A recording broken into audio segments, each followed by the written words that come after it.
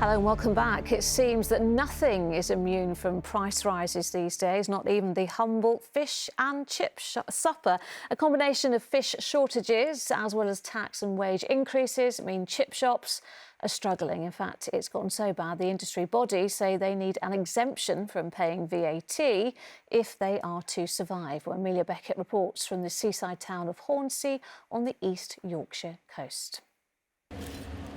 We eat 382 million portions of fish and chips every year in this country, but right now the industry is taking a battering. Rising costs across the board mean margins are tighter than ever. Now the cost of fish is also soaring.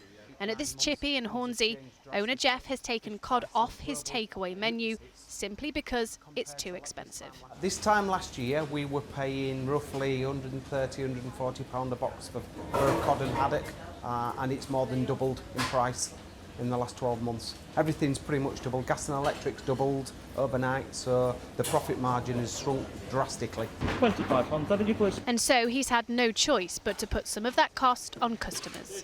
In 2020, the average portion of fish and chips cost £6.64. By January this year, that had risen to £10.09. That's a rise of 52% in just 5 years. And the reason for the price hikes? Cod quotas in the sea off Norway and Russia have been cut by a quarter. Once upon a time, 3 years ago, 4 years ago, whereas they were taking 3 fish out the water in the Beckett Sea, that's down to 1. That's not because the cod stocks are falling, it's to protect the stocks for the future. It's all about sustainability. The National Federation of Fish Fryers is now calling for a cut in VAT rates to fish and chip shops to help ease the burden.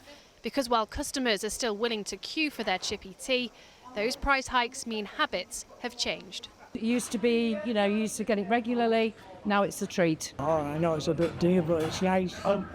Chips are nice, fish is nice. My grandma always used to, or my nana, sorry, used to come home and we have fish and chips every week, but that's just something people just don't do nowadays, yeah.